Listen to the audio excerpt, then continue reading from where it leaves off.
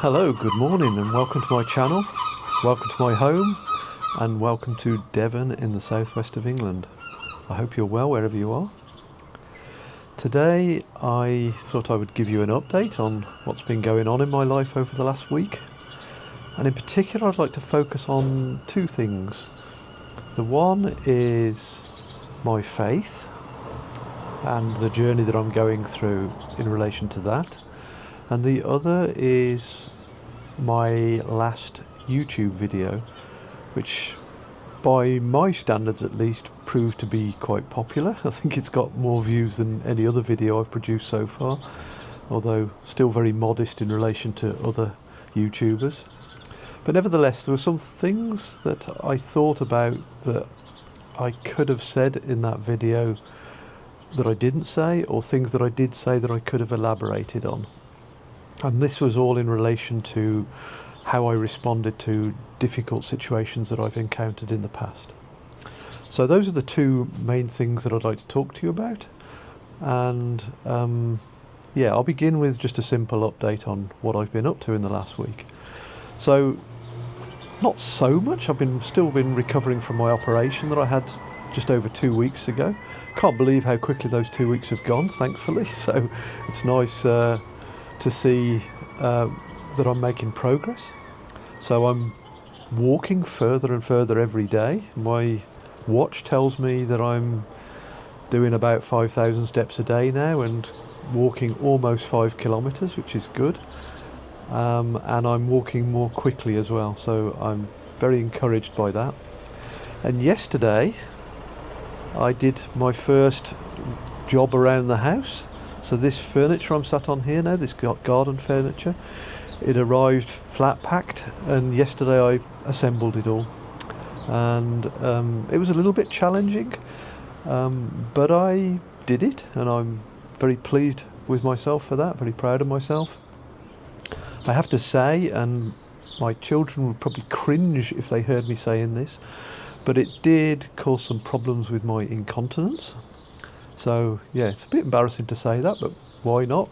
Something like 1 in 8 men suffer with prostate cancer, and when you have your prostate removed, it does, or it can create problems with incontinence, and I am suffering with that at the moment. And yesterday putting together this furniture made that worse, but today I'm feeling more in control again, I would say. So that's good. So overall very positive. It's the first day of spring today, so really enjoying some spring-like weather. And maybe I'll take you on a little walk later so that you can see some of the beautiful scenery. Okay, so before I move on to the two main topics, there's just one other thing that I've been working on this week, which is preparing for my next YouTube video actually. And what I am looking into is the possibility of restoring some of the old videos that my grandfather made not in this area, but quite close to here. It was actually in Cornwall, so maybe an hour away by car from here. And also some videos he made in Birmingham.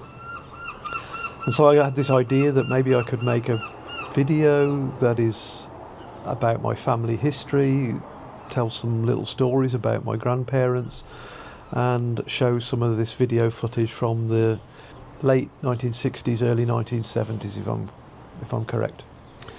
So that's given me a nice little project to work on, and maybe I'll have something to share with you either next week or in the next couple of weeks. But other than that, I think that's it. I've just been reading some books, watching some TV dramas, and generally trying to get myself better. And I think that's it. But that's enough. That's good. So the first thing I said I would talk to you about is my faith. And I'm not going to say too much about this, but I thought I'd just share with you where I am on that journey and perhaps give you a little bit of background on this. So I didn't have a religious upbringing at all. Just went to church I was christened, went to church for weddings and funerals, and that was about it really.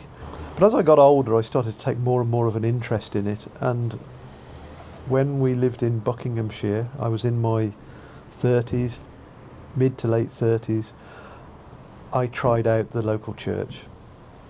And I quite liked it. It was a beautiful old church. People were very friendly. There were events that took place there that made me feel, or helped me to feel, part of the local community, which was important because we'd moved there from the West Midlands, so it was a great way to get to know people. Our children went to a Church of England school, and so we used to watch them playing musical instruments in the church and doing little nativity plays and so on. So there was something I liked about it. I particularly enjoyed Christmas Eve because it seemed like, whilst most of the world was going crazy with last minute shopping and trying to get home for Christmas, you know, traffic jams and all the stress of of that holiday season, I was able to just go into church and savour the moment, and I really appreciated that, and I was grateful for that. But nevertheless, I stopped going. Somehow or other, I wasn't connecting with the religion, wasn't connecting with the church, didn't feel completely comfortable with it all, and the general busyness of my life took over, and other priorities meant that I just stopped going. But I remained quite a spiritual person. I remember taking the dog for walks through the Chiltern Hills, and there was one route I used to take in particular. It was a narrow, windy path through some woods, and there was one spot where the sun would shine through the woods and just create the most beautiful scene, and I would think, I'm in heaven. You know, there was something about nature that was enabling me to connect to some form of spirituality, even though I didn't know exactly what it was. And in those moments I really did feel like I was in heaven, and I loved that, and I prayed a lot privately as well.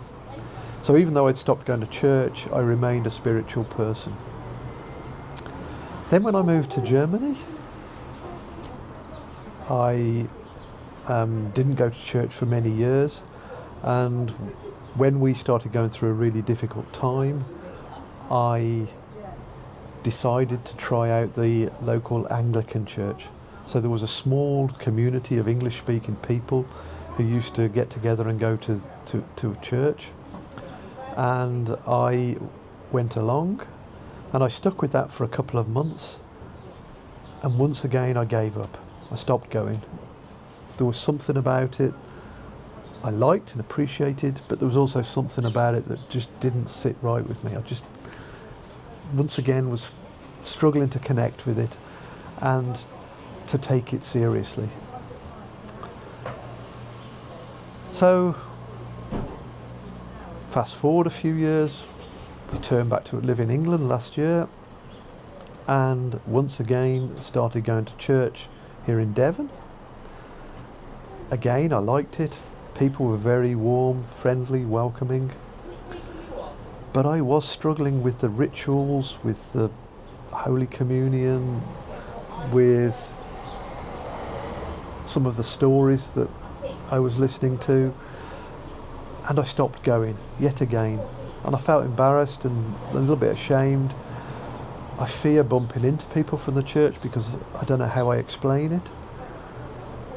And yeah, it means that 3 times I've tried and 3 times I've given up, and that to me feels like a bad reflection on myself. Now I've tried a 4th church, and this time I thought, well, I've tried the Church of England 3 times, let's try something different. So now I'm trying a local Baptist church, and that feels completely different. It's much less formal, much more relaxed. I've been going for about maybe 5 weeks, and On one occasion there was Holy Communion. Most weeks there isn't Holy Communion, but on one occasion there was.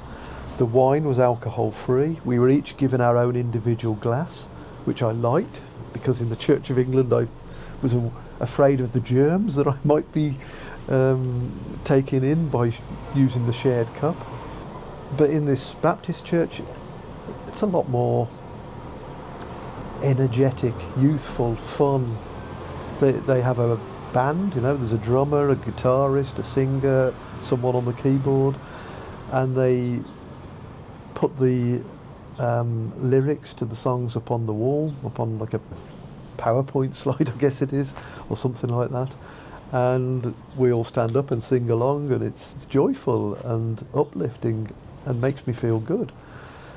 And there are so many young people there as well. That gives it a lot more energy and vibrancy. So I thought, okay, this could work for me. Maybe there's something there. And so I found out they were running an alpha course, and so I've started attending that. So this is a course, I'm not sure how long it lasts for, but it's every Monday evening we go along and we watch a video about Christianity, and periodically throughout that video we pause and have a discussion about a big question, and we consider, what the religion means to us, what it means to be a Christian, and so on. Some big questions about our faith that we consider. And so far I'm enjoying that. I can't say yet that I'm a fully committed Christian, because I've given up 3 times, so why would I think it'd be any different this 4th time that I'm trying? So there is something in me that continues to question and challenge my faith and doubt whether or not everything I am hearing and learning and reading is true. But someone said to me at the church that Jesus doesn't give up on you. Jesus is persistent and he's there for you and will keep on encouraging you to turn to faith.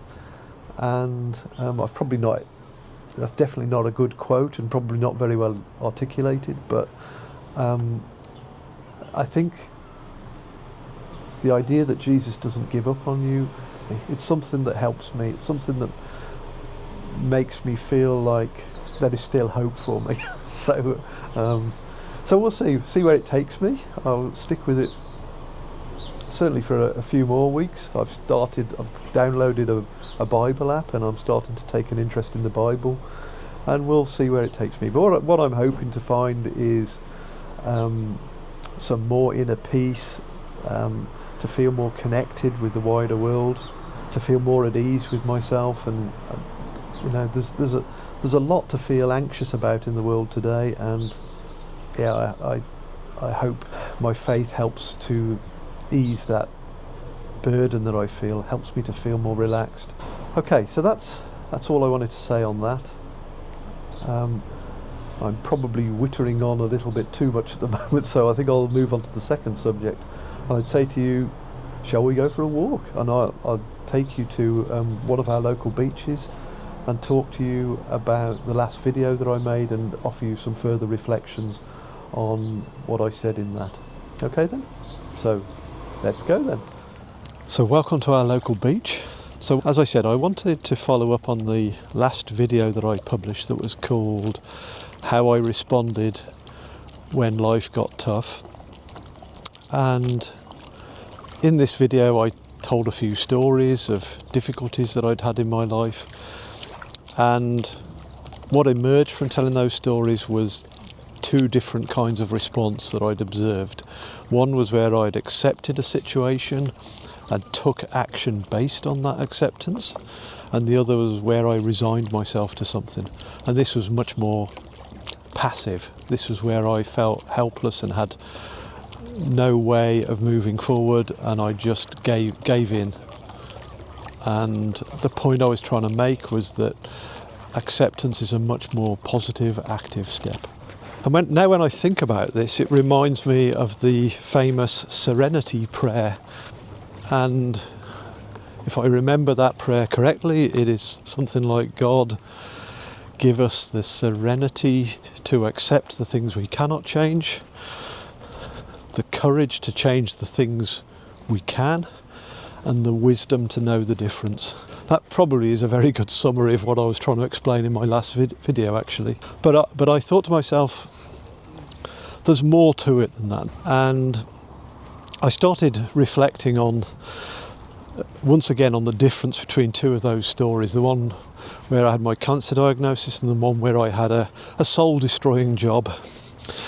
And clearly in the one with the cancer diagnosis, I had to very quickly come to terms with what I faced.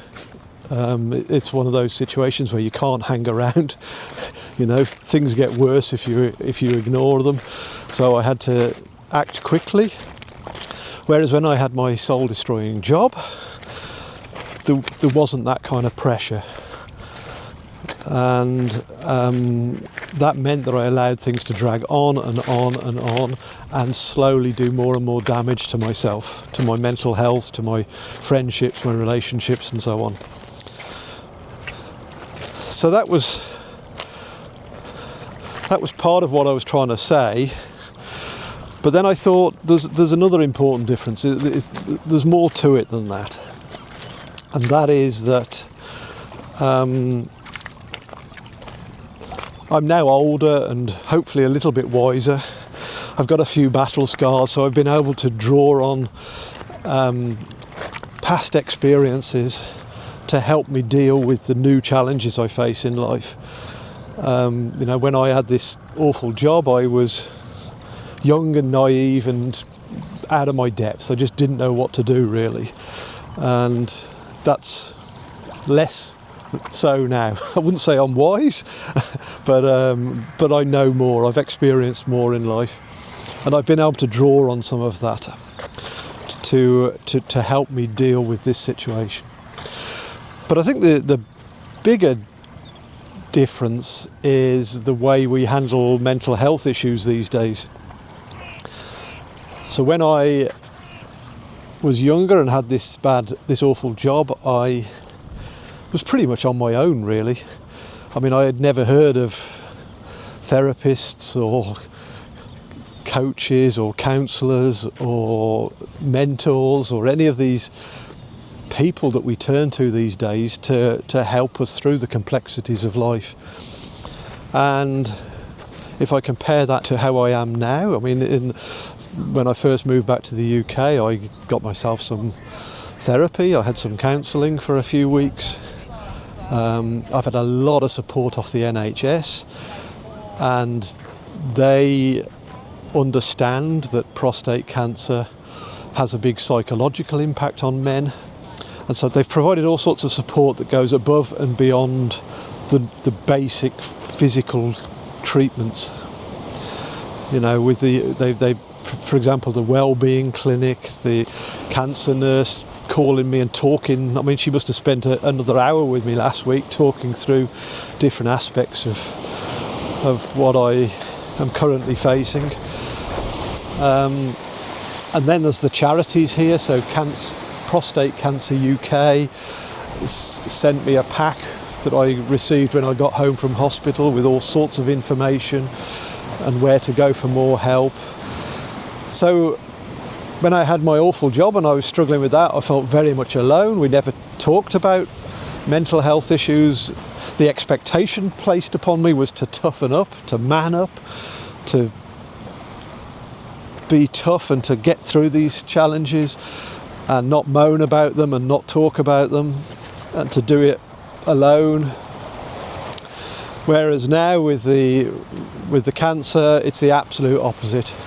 And in addition to all the things I've mentioned, I've had lovely comments from YouTube viewers who've encouraged me and supported me with what they've said. I've had family and friends supporting me.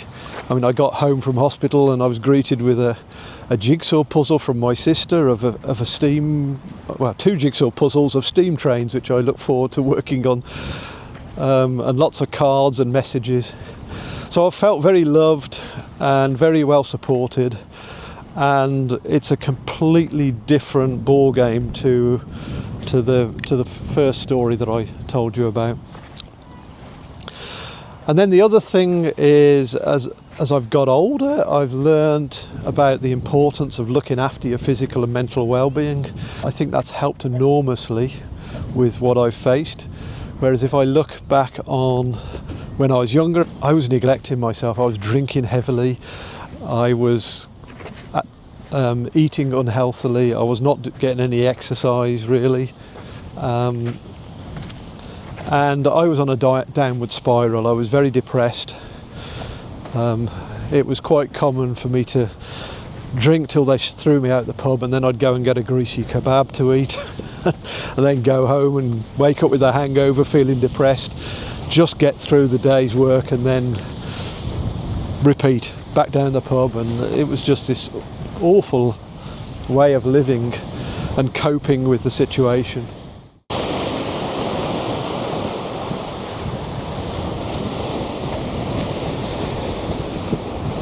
How lucky are we to live on this planet? It really is an incredible place. So now we're back home after a lovely stroll down the beach. I hope you enjoyed that. Did me good to stretch my legs, get some fresh air. And now I'll bring this video to a close. I hope you got something from it.